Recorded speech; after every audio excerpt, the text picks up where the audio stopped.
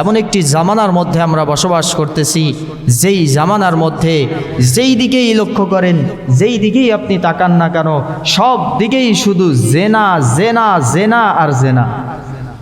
কোনো দিকে আপনি জেনার থেকে বাঁচতে পারবেন না। এই জেনার ভয়াবহ সূত্র কোথার থেকে হচ্ছে? শুরুর সূত্র হচ্ছে আমাদের চোখ। শুরুর সূত্র কি? চোখ। অথচ এই চোখকে হেফাজত করার কথা আল্লাহ রব্বুল আলামিন কোরআনে কারীমের মধ্যে আদেশ করে বলতেছেন। সূরা নূরের 32 নং আয়াতের মধ্যে আল্লাহ বলতেছেন, কুল্লিল মুমিনিনা ইয়াগুদ্দু মিন আবসারিহিম ওয়া ইয়াহফাযু ফুরুজাহুম। আল্লাহ তাআলা বলতেছেন, নবী আপনি মুমিন পুরুষদেরকে বলুন তারা যেন তাদের চোখকে নিচু করে রাখে, সংযত রাখে, তাদের চোখ দিয়ে যেন কোনো ব্যাগান না নারীর দিকে না তাকায়, কোনো অশ্লীল বেহায়াপনা কাজ যেই সমস্ত নারীরা করে এই সমস্ত নারীদের দিকে তাদের চোখ দিয়ে যেন না তাকায়। এটা কি শুধু যেই নারীগুলোকে দেখা হারাম তাদের ক্ষেত্রে আল্লাহ আয়াত নাজিল করেছে? আমাদের তো এখন মনে হচ্ছে না এই আয়াতটা আল্লাহ তাআলা জানো সমস্ত পুরুষদেরকে বলতেছে, শোনো তোমার যদি মেয়ে হয় তারপরেও তুমি তোমার মেয়ের ক্ষেত্রে, মেয়েকে দেখার ক্ষেত্রে তুমি তোমার চোখের হেফাজত করো। আল্লাহ যেন বলতেছে, তোমার যদি স্ত্রী, তোমার স্ত্রী অর্থাৎ তোমার ছেলের যদি স্ত্রী হয়, তোমার পুত্রবধূ, তার ক্ষেত্রেও তুমি তোমার চোখকে হেফাজত করো। তোমার যদি নাতনি হয় সেই নাতনির ক্ষেত্রেও তুমি তোমার চোখকে হেফাজত করো। অর্থাৎ মাহরম হোক গায়রে মাহরম হোক, যেই ব্যক্তিই হোক না কেন প্রত্যেকটা ব্যক্তির ক্ষেত্রে তোমার চোখের হেফাজত করতে হবে। এটা যেন আল্লাহ তাআলা আমাদেরকে এই আয়াতের মধ্যে বলতেছেন। অর্থাৎ পুরুষের জন্য আল্লাহ তাআলা দুইটি পর্দা করে দিয়েছেন। কয়টি পর্দা? দুইটি।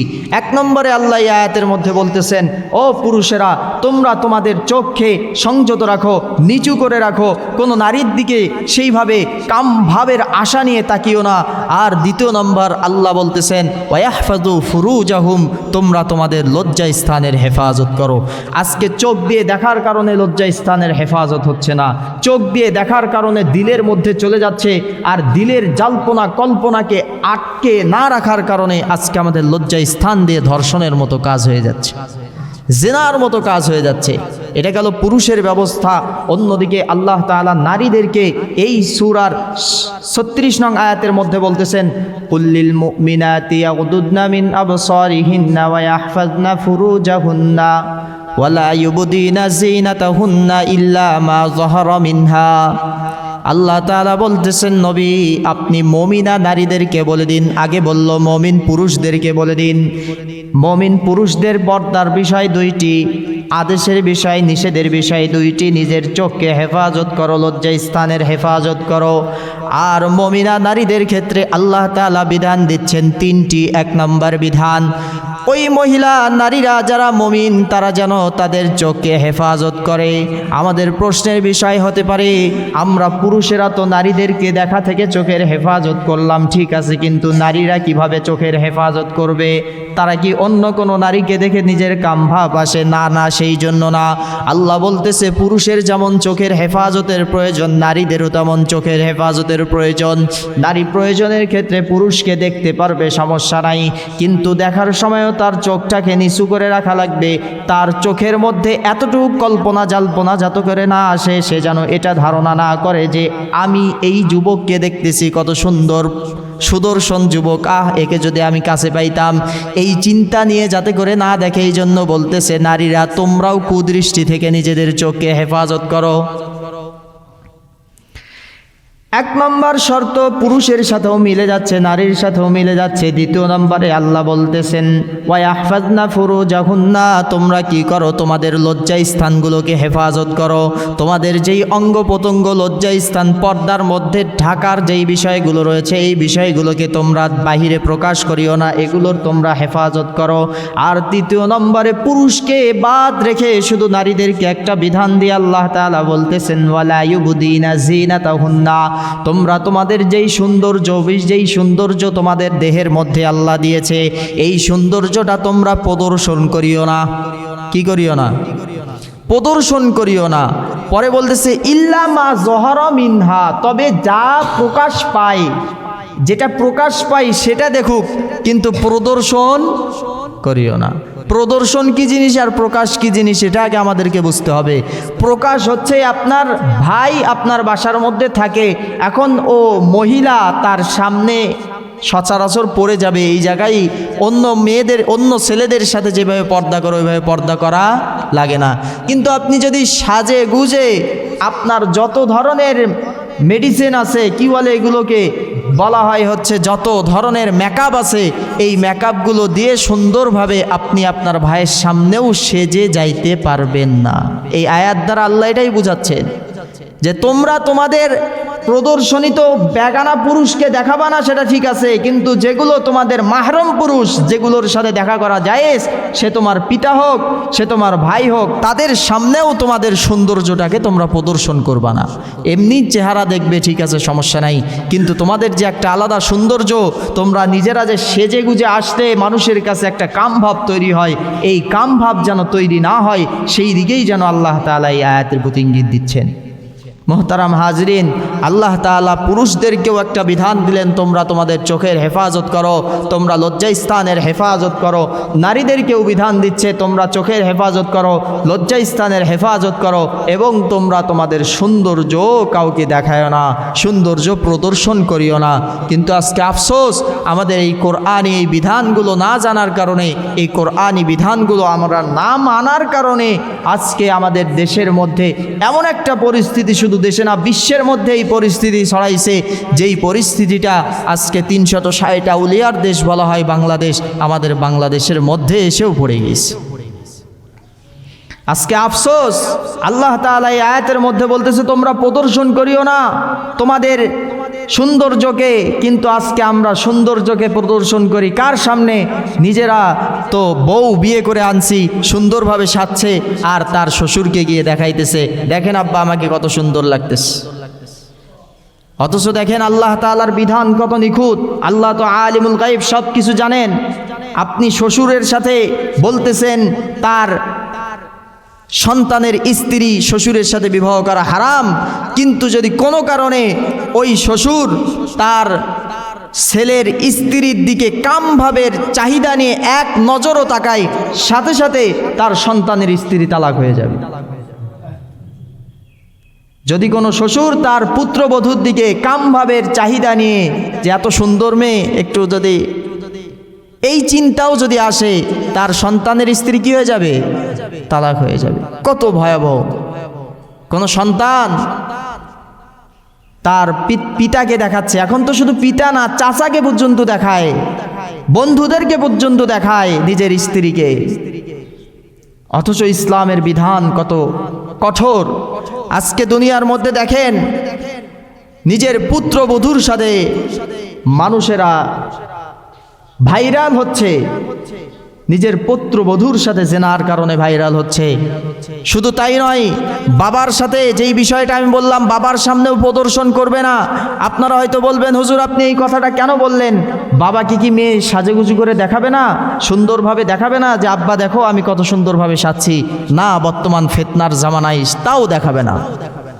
কারণ এমন একটা পরিস্থিতির মধ্যে আছি আমাদের বাংলাদেশের মধ্যেই, বাবার সাথে মেয়ের জেনার ধরা, সে মা এসে ধরেছে। নাউজুবিল্লাহ বললেন না? মেয়ের সাথে কার সম্পর্ক? বাবার অবৈধ সম্পর্ক। কিসের কারণে হচ্ছে? প্রদর্শনীর কারণে। আজকে আপনারা শুনলে অবাক হবেন, আজকে আমাদের দেশের মধ্যে এমন একটা পরিস্থিতি দাঁড়িয়েছে, আল্লাহ মাফ করুক, এই পরিস্থিতি দেখেই তো আমাদের ভয় হচ্ছে, না জানি কখন কিয়ামত চলে আসে। এমন পরিস্থিতি, নিজেদের সাথে এই সম্পর্কগুলো জড়িয়ে যাচ্ছে। কারণ কি? কারণ নাটক সিনেমা মানুষ বেশি দেখতেছে। কারণ কি? কারণ মানুষ মোবাইল বেশি ব্যবহার করতেছে, আর নিজের সৌন্দর্যটাকে টিকটকের মধ্যে তারা ভাইরাল করতেছে। নিজের সৌন্দর্য প্রদর্শন কোথায় করতেছে? টিকটকের মধ্যে প্রদর্শন করতেছে। আপনারা খবর পান নাই, ঝিনাইদহের মধ্যে একজন মহিলা, সে টিকটকের মধ্যে তার সৌন্দর্য প্রদর্শন করেছে, আর এক যুবকের সাথে পরিচয় হয়েছে। যুবক নিজেকে একজন সেনা কর্মকর্তা পরিচয় দিয়ে ওই মহিলার সাথে সম্পর্কে জড়িয়েছে। মহিলার বাসায় দাওয়াত দিয়ে নিয়ে আসে, এলাকার মানুষ জানে, সবাইকে বলে সে আমার হবু বর। আমার কার হবু বর? তার মেয়ের হবু বর। মানুষের কাছে পরিচয় কি করে দেয়? আমার মেয়ের হবু বর। বলেন তো, মেয়ের সাথে বিয়ে হওয়ার আগে তার বাসায় যাওয়া যায় আছে? এগুলো কথা বলতে গেলে তো বিস্তারিত আলোচনা আসবে। এই মেয়ের হবু বর বলে তাকে বাসার মধ্যে নিয়ে আসে, আর ওই যুবকের সাথে অবৈধ সম্পর্কে লিপ্ত হয়ে যায়, হারাম প্রেম হারাম ভালোবাসার মধ্যে লিপ্ত হয়ে যায়। যখন ওই মহিলার মেয়ে জানতে পারলো এই লম্পট যুবক, সে তো আমার জন্য আমাদের বাসায় আসে না, সে আসে আমার মার জন্য আমার বাসায়। নাউজুবিল্লাহ বললেন না? আমার জন্য আসে না, কার জন্য আসে? আমার মার সাথে অবৈধ সম্পর্ক করার জন্য আসে। যখন এটা তার সামনে পরিষ্কার হয়ে গেল, তখন ওই মেয়েটা নিজের আত্মহত্যার পর্যন্ত পথ বেছে নিল। সে আত্মহত্যা করে দুনিয়ার থেকে বিদায় নিয়ে চলে গিয়েছে। তবুও একজন মা তার সন্তানকে মহাব্বত করে, ভালোবাসে, কিন্তু এই মাকে হারাম ভালোবাসা, শয়তানির যেই মহাব্বত, এই মহাব্বত এতটাই অন্ধ করে দিয়েছে যে তার সন্তানের তাজা লাশ তার বাসার থেকে বাইর হওয়ার কিছুদিন পরেই ওই যুবকের হাত ধরে তার বাসায় আরও 2 জন ফুটফুটে সন্তানকে রেখে সে তার হাত ধরে তার বাসার থেকে পলায়ন করেছে। সুখের সংসার ধ্বংস করে দিয়েছে। তাহলে দেখেন আজকে এই হারাম সম্পর্ক কোন পর্যায়ে গিয়ে পৌঁছেছে। আজকে হুজুর বলেন, আজকে খেজুর বলেন, আজকে যে কেউ বলেন না কেন, শুধু চোখের হেফাজত না করার কারণে দিলের হেফাজত হচ্ছে না, আর দিলের হেফাজত না থাকার কারণে লজ্জা স্থানেরও হেফাজত হচ্ছে না। আজকে কোন সমাজের মধ্যে আমরা বসবাস করতেছি? চোখের হেফাজত তো আগে মানুষ প্রদর্শনীভাবে দেখতো সরাসরি, কিন্তু এখন সরাসরি দেখতে পাচ্ছে না, কিন্তু মোবাইলের মধ্যে তারা দেখতেছে। মোবাইলের মধ্যে দেখার কারণে আজকে হুজুর খেজুর কাউকে মানতেছে না এই জেনার সয়লাভটা। অথচ আল্লাহ তাআলা স্পষ্ট বলতেছেন, লা তাকরাবুজ জিনা, তোমরা জেনার কাছেও যেও না। আল্লাহ রসুল স্পষ্ট বলতেছেন, চোখ দিয়ে দেখা এটা চোখের গুনাহ, হাত দিয়ে ধরা এটা হাতের গুনাহ, হাতের জেনা। এই হাতের জেনা আর চোখের জেনা থেকেও তোমরা বেঁচে থাকো। কিন্তু আজকে আমরা চোখের জেনার থেকে বেঁচে থাকতে না পারার কারণে আজকে আমাদের হাতের গুনাহ হয়ে যাচ্ছে, হাতের জেনা হয়ে যাচ্ছে, আমাদের লজ্জা স্থানের জেনা হয়ে যাচ্ছে। আপনারা খবর শুনে তো ভাইরাল করে দিলেন যে ওই মাদ্রাসার শিক্ষক 11 বছরের একজন মেয়েকে ধর্ষণ করে তার পেটের মধ্যে 6 বছরের সন্তান দিয়েছে। কতটুক সত্য কতটুক মিথ্যা আমরা জানি না, কিন্তু মাদ্রাসার হুজুর দেখে তাকে আমরা ভাইরাল করে দিলাম। সে হুজুর পরবর্তীতে আসে দাবি করতেছে যে না, আমি এই কাজ করি নাই, সে তার নানার বাসায় থাকতো, হয়তো নানার সাথে সে অপকর্ম করছে। আমাদের দেশটা কোন জায়গার মধ্যে চলে গেছে, আমাদের সমাজটা কোন জায়গার মধ্যে চলে গেছে। কেউ হুজুরকে মানুষ সব থেকে বেশি বিশ্বাস করে, হুজুরকে রক্ষক মনে করে, হুজুরের কাছে দেয়, কিন্তু আজকে হুজুরের নামেই বদনাম। হুজুর নিজে নাকি ভক্ষণ করেছে, সেই রক্ষক থেকে ভক্ষক হয়ে গিয়েছে। আজকে হুজুরের উপর যখন বদনাম আসে, তখন হুজুর তার বদনামকে সে বলতেছে যে আমার এটা বদনাম না, সত্য মিথ্যা যাচাই হওয়ার পর আমরা জানতে পারবো, এখন আমি কাউকে তহমত দিচ্ছি না। হুজুর বলতেছে সে আমার সাথে করে নাই, সে তার নানার সাথে থাকতো, নানার সাথে করেছে। আফসোস, নাতি নাতনি তার নানার কাছে আজকে নিরাপদ না। আজকে একজন মেয়ে, আজকে একজন সন্তান শিশু, হুজুর যাদেরকে মানুষ সব থেকে বেশি সম্মান দেয় তার কাছেও নিরাপদ না। আজকের সমাজটা কোন জায়গার মধ্যে গিয়ে পৌঁছেছে? শুধু আমাদের চোখের হেফাজত না থাকার কারণে। আজকে কথাগুলো বলতে অনেক ব্যথা লাগতেছে। এই কথাগুলো নিয়ে যে বয়ান করবো এর সাহস পর্যন্ত আমার ছিল না। আমি গতকালকে রাত থেকে চিন্তা করতেছি কিভাবে এই বিষয়গুলো নিয়ে আপনাদের সামনে কথা বলবো। আজকে ওলামাদেরকে পর্যন্ত মানুষ ছাড় দিচ্ছে না, এই জেনা ছাড় দিচ্ছে না। অথচ কেউ যদি প্রদর্শনী নিয়ে বাহির হয়, আল্লাহ রসুলের হাদিস, যদি কেউ বাহির হয়, কোনো মেয়ে যদি বাহির হয়, ওই মেয়েটা একা যায় না, ওই মেয়েটার সাথে শয়তানের একটা দল যায়। ওই শয়তানের দলটা যত যুবক এই এলাকার মধ্যে আছে, সব যুবকের চোখটা ওই মেয়েটার দিকে আকৃষ্ট করে দেয়। আপনারা শুনলে অবাক হবেন, সেই হুজুরেরটা তো আপনারা ভাইরাল করলেন। আপনাদের শহর ফুলবাড়ির পার্শ্ববর্তী এলাকায় শিবনগরে আপনারা শোনেন নাই, এখানেও 11 বছরের মেয়ে, তাকে 6 মাসের সে বাচ্চা পেটের মধ্যে ধারণ করে আসে। সেটা হয়তো বড় লোক ছিল, মিডিয়া পর্যন্ত যাইতে পারছে, আর এনারা মিডিয়া পর্যন্ত যাইতে পারে নাই। আমাদের যদি দেশীয় যেই মিডিয়া আছে, তারা মিডিয়ারা যখন গেছে, যাওয়ার পরে জিজ্ঞাসা করছে তোমার সাথে কিভাবে কি করলো, বলছে আমাকে ভুট্টা বাড়ির মধ্যে নিয়ে গেছে জোরপূর্বকভাবে নিয়ে যাওয়ার পরে তোমার কি হয়েছে, বলে জোরপূর্বক নিয়ে গেছে, তুমি কাউকে বলোনি কেন, বলতেছে আমাকে বলছে আমি যদি কাউকে বলি আমাকে হত্যা করো, জীবন বাঁচাবো না মানুষকে বলো। পরবর্তীতে যতটুকু জানতে পারলাম তাদের সাথে সুলাহ করা হয়েছে, তাদের সাথে মীমাংসা করা হয়েছে। আফসোস হবেন আপনারা, মীমাংসা কি? মীমাংসা হচ্ছে সামান্য 2 শতক জমি। 2 শতক জমি দিয়ে কি করতেছে? মীমাংসা করতেছে। নারীর ইজ্জতটা আজকে কোন পর্যায়ে চলে গেল? সামান্য 2 শতক দিয়ে নারীর ইজ্জতের দাম দিবেন আপনি? আমাদের পরিবেশটা কোন জায়গার মধ্যে চলে গেল? আপনারা আরও অবাক হবেন। এই চোখের কারণে মানুষের যেই ভয়াবহ পরিস্থিতি, এই পরিস্থিতির কারণে আজকে ভালো ভালো মানুষদেরকেও মানুষ বড় বড় তোহমা দিয়ে দেয়। ভালো ভালো মানুষকেও কি করে? বড় বড় ধরনের গুনার অপবাদ দিয়ে দেয়। আপনারা ভাবতেছেন যে এই কথাটা আমি কেন বলতেছি? আমার সব থেকে বড় কষ্ট লাগছে, আমি গতকালকে অল্প বয়সে বিয়ে করছি, এটা কি আমার দোষ? বলেন, অল্প বয়সে বিয়ে করছি, এটা কি আমার দোষ? না, জেনার থেকে বাঁচতেছি, আল্লাহ হেফাজত করতেছে। এই জন্য আল্লাহর কাছে আমি 1000 কোটি বার যদি শুকরিয়া আদায় করি শেষ হবে না। আমার আব্বা সুযোগ করে দিয়েছে, আমার আব্বার কাছে যদি আমি শুকরিয়া আদায় করি সেই শুকরিয়া শেষ করতে পারবো না। আমার শ্বশুর সুযোগ করে দিয়েছে, শ্বশুরের যদি শুকরিয়া আদায় করি শেষ হবে না। কারণ কি? কারণ জেনার থেকে বাঁচানোর জন্য আমাকে তারা অল্প বয়সে বিয়ে দিয়েছে। কিন্তু এই অল্প বয়সে বিয়ে করছে, এই জেনাগুলো এত সচরাচর হয়েছে যার কারণে আমি যদি আমার স্ত্রীকে নিয়ে বাইকের মধ্যে যাই তাও মানুষ সন্দেহ করে যে হুজুর হয়তো কোনো প্রেমিকাকে নিয়ে আসছে। যুবক ভাইয়েরা মনে মনে ধারণা করে আমরা প্রেম করি, হুজুরও প্রেম করে। এই কথাটা এমনি এমনি বলতেছি না, মানুষের প্রতি ভালো ধারণা রাখাই ভালো। মানুষ আমাকে ভালোই মনে করে, এটা আমি ভাবি। কিন্তু গতকালকে আপনারা শুনলে অবাক হবেন। আপনারা এই যে চিন্তামন কলেজকে চেনেন না? আগে বঙ্গবন্ধু কলেজ নাম ছিল। ওই জায়গার মধ্যে যে একটা টার্নিং আছে, ওই টার্নিংয়ের মধ্যে আমার স্ত্রী সহ আমি বাইক নিয়ে আসতেছি। 2 জন মানুষ, একটা মেয়ে আর একটা পুরুষ, হয়তো তারা ওয়াইফ, একজন স্বামী স্ত্রী হবে। তো তারা আমাদের দিকে তাকায় আছে, ভাবলাম হয়তো এমনি তাকাইতে পারে। কিন্তু আমরা ওই দিকে একটু যাচ্ছি, দামার মোড়ের ওই দিকে, তারা আমাদের সামনে গিয়ে বাইক দাঁড়া করালো। দাঁড় করে বলতেছে, হুজুর একটু থামেন, কথা আছে। আমি বললাম, এইভাবে বাইক দাঁড় করানোর কারণ কি? কি কথা বলবেন বলেন? বলতেছে, হুজুর আসলে কিছু মনে করিয়েন না। যতক্ষণ পর্যন্ত এই কথা বলেনি, যখন ওনার স্ত্রী বলতেছে না না না এটা না, তখন তিনি বলতেছে যে থাক বলিয়েন না। তখন আমাকে বলতেছে, হুজুর একটা কথা বলি, কিছু মনে করিয়েন না। আমি বললাম, বাইক এইভাবে দাঁড় করালেন, অন্য মানুষ হলে তো আপনাকে ধরতো, আপনি তো সন্দেহ করে দাঁড় করাইছেন। ঠিক আছে, মনে করলাম না, কি বলতে চান বলেন। সেই লোকটা বলতেছে, হুজুর আমাদের মেয়ে আজকে দুপুরে, অর্থাৎ গতকাল দুপুর 2টার দিকে তার ঘরের মধ্যে একটা 2 বছরের ফুটফুটে মেয়ে সন্তানকে রেখে সংসার ছেড়ে সে পালায়ন করেছে। আমরা 4 জন ভাই বাইক নিয়ে এবং তার শ্বশুর বাড়ির লোকেরা তাকে তালাশ করতেছে। জিজ্ঞাসা করলাম, এর কারণ কি? মেয়েটা কার সাথে বিবাহ দিয়েছেন? বলতেছে, আমাদের মেয়েটা রুদ্রানী মহিলা মাদ্রাসায় পড়তো। ওই এলাকার, আমাদের এলাকারই ঘটনা বলতেছি, বাহিরকার না। সমাজটা কোন জায়গার মধ্যে গিয়েছে দেখেন। সে মহিলা মাদ্রাসার মধ্যে পড়ে, সেখান থেকে কার সাথে নাকি সম্পর্ক ছিল, আটপুকুরের কোন যুবকের সাথে কথা বলতো ফোনে।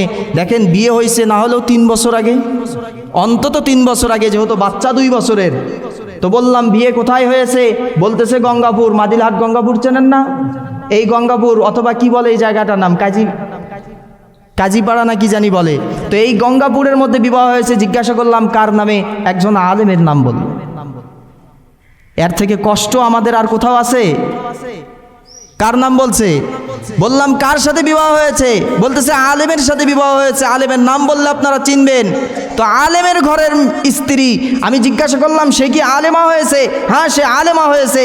দেখেন, হুজুরের স্ত্রী, নিজেও হুজুর, তার ফুটফুটে 2 বছরের একটা কন্যা সন্তানকে রেখে অবৈধ প্রেম করে এত অন্ধ হয়ে গিয়েছে, জেনা করে এত অন্ধ হয়ে গিয়েছে, 2 বছরের মেয়েকে রেখে সে ওই যুবকের সাথে পলায়ন করেছে। জিজ্ঞাসা করলাম, আপনি কার সাথে পলায়ন করেছে? আপনারা খোঁজ খবর নেননি? তারা বলতেছে, হ্যাঁ খোঁজ খবর নিয়েছি। কার সাথে পলায়ন করেছে? বলে আটপুকুরের কোনো এক যুবক, সে 17 দিন পরে পুলিশের চাকরি পাবে, তার সাথে পলায়ন করেছে, তার বান্ধবী বলছে। তো আমাকে আটকানোর কারণ কি? বলতেছে, হুজুর আপনিও হুজুর মানুষ, আমার মেয়েও যেহেতু মাদ্রাসার ছাত্রী, ভাবলাম হয়তো আপনি সেই লোক, আপনার পিছনে আমার মেয়ে বসা আছে। নাউজুবিল্লাহ বললেন না? বলেন, বিয়ে করে দোষ করছি? হুজুর দেখলে মানুষ বেশি করে সন্দেহ করে নাকি?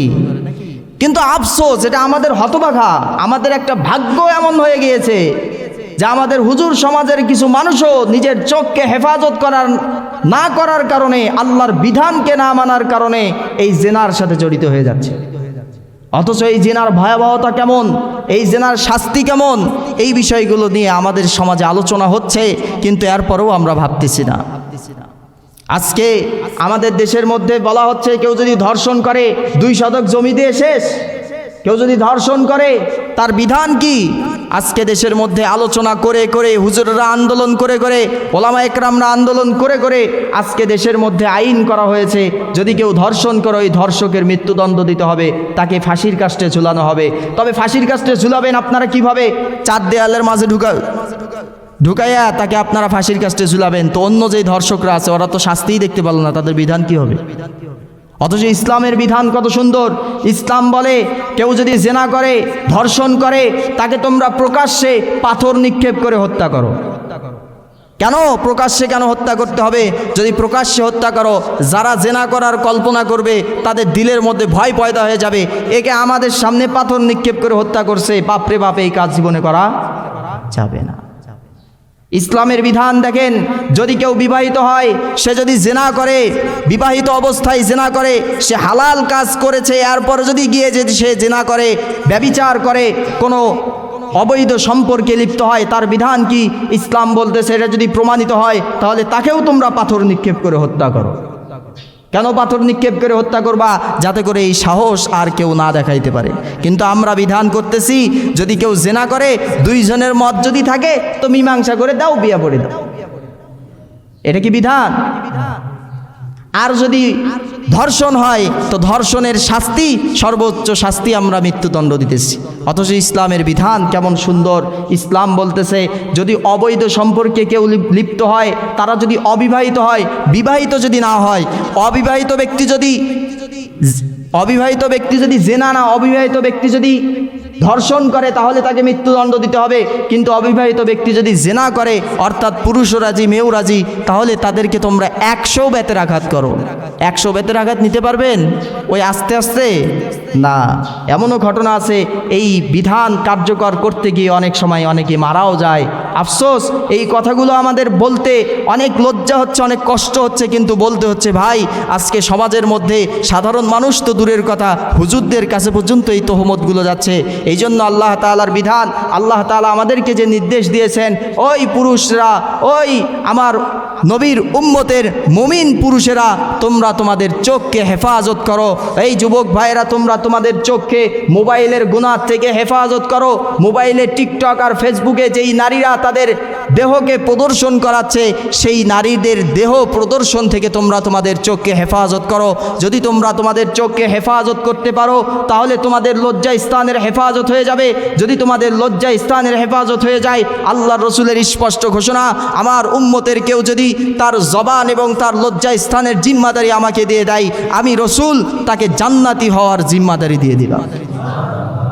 আমরা যদি আজকে নিজেদের চোখকে হেফাজত করতে পারি, আর নারীরা যদি তাদের নিজেদের চোখকে হেফাজত করতে পারে, নিজেদেরকে যদি পর্দার মধ্যে রাখতে পারে, নিজেদের লজ্জা স্থানকে হেফাজত করতে পারে, নিজেদেরকে যদি প্রদর্শনী না করায় কোনো পুরুষের সামনে, তাহলে আমাদের সমাজটা সুন্দর হয়ে যাবে। আজকে এই সমাজকে সুন্দর করতে গেলে শুধু ধর্ষকের মৃত্যুদণ্ড শাস্তি দিলেই চলবে না, বরং এই সমাজকে সুন্দর করতে হলে আমাদের দেশ থেকে টিকটকের মতো জঘন্য এই কাজটাকেও বন্ধ করতে হবে। আপনারা এরা সবাই চান তো ইনশাআল্লাহ? আমাদের সমাজ থেকে এই ধর্ষণ বন্ধ করতে হলে যারা প্রদর্শনী দিয়ে বেড়ায়, যেখানে সেখানে নাচ গানের অনুষ্ঠান করে, বিবাহ বাড়িতে আপনারা ড্যাক সেট নিয়ে গিয়ে বাজান, এই নাচ গানও আমাদের দেশ থেকে বন্ধ করতে হবে। যদি আমরা এই ব্যবস্থাটা না নিতে পারি, এগুলোকে যদি বন্ধ না করি, তাহলে তো এই জেনা বন্ধ হবে না। এই জেনার বন্ধ করার উৎস কোথায়? ধর্ষকের আপনি ফাঁসি দেন, ধর্ষককে লাথি মারেন না কেন? এই ধর্ষক তো প্রথমে জেনা করার সময় সে আসলে চোখ দিয়ে তো দেখে নায়িকাকে, সে তো 7 বছরের শিশুকে ধর্ষণ করতে চায় না, কারণ 7 বছরের শিশুর প্রতি তার আকৃষ্ট আসবে না। সে নায়িকাকে দেখে, যখন নায়িকাকে পায় না তখন এই 7 বছরের শিশুকে সে ধর্ষণ করা শুরু করে দেয়। যখন সে নায়িকাকে পায় না তখন সে কি করে? তার মার সাথে জেনা করা শুরু করে দেয়, নাউজুবিল্লাহ। যখন সে নায়িকাকে পায় না তখন বোনের সাথে পর্যন্ত জেনা করতে শুরু করে দেয়। ভাই, আফসোস, এই বিষয়গুলোর থেকে আমাদের বাহির হয়ে আসতে গেলে অবশ্যই আমাদের সমাজ ব্যবস্থাকে সুন্দর করতে হবে। আমাদের সমাজ ব্যবস্থা সুন্দর কিভাবে করব? সুন্দর করার জন্য আমাদের যেই মোবাইলগুলো রয়েছে, মোবাইলে যেই অবৈধ সম্পর্কগুলো রয়েছে, এই সম্পর্কগুলোকে আমাদের কি করতে হবে? বন্ধ করে দিতে হবে। এই বন্ধ করে দেওয়ার জন্য আমরা প্রস্তুত আছি তো ইনশাআল্লাহ? আল্লাহ তাআলা আমি যে আয়াতের উপর আলোচনা করলাম, আল্লাহ তাআলা এই আয়াতের উপর আমাদের সকলকে আমলে আনার তৌফিক দান করেন।